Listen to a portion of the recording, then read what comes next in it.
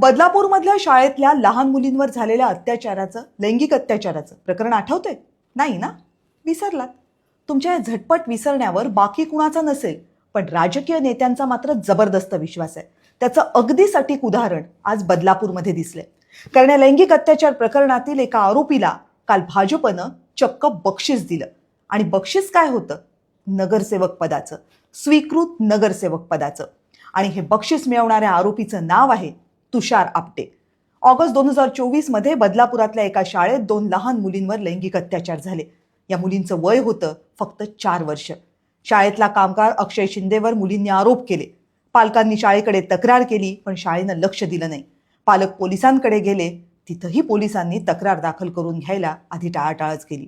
या प्रकरणानं बदलापूरकर इतके संतापले की त्यांनी थेट रेल्वे रुळावर ठिय्या दिला. तब्बल 10 तास लोक रुळांवरनं हल्ले नाहीत. भाजपचे मंत्रीही पोहोचले, पण आरोपीला फाशी द्या या एकाच मागणीवर बदलापूरकर ठाम होते. आरोपी अक्षय शिंदेला अटक झाली आणि महिन्याभराच्या आत त्याचा एन्काउंटर झाला. या प्रकरणामध्ये हलगर्जीपणा केला म्हणून शाळेचे सचिव तुषार आपटे यांच्यावरही गुन्हा दाखल झाला. आपटे फरार झाला. तब्बल 44 दिवसांनंतर त्याला कर्जतच्या फार्म हाऊसमधनं अटक करण्यात आली आणि काही तासांमध्येच त्याला जामीनही मिळाला. इतके दिवस फरार राहणाऱ्या तुषार आपटेला राजकीय पाठबळ आहे का, हा सवाल तेव्हाही विरोधकांनी केला होता.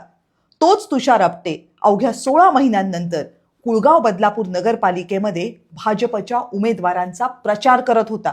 नगरसेवक निवडून आणायला मदत केल्याचं बक्षीस म्हणून तुषार आपटेला भाजपनं स्वीकृत नगरसेवक केलं.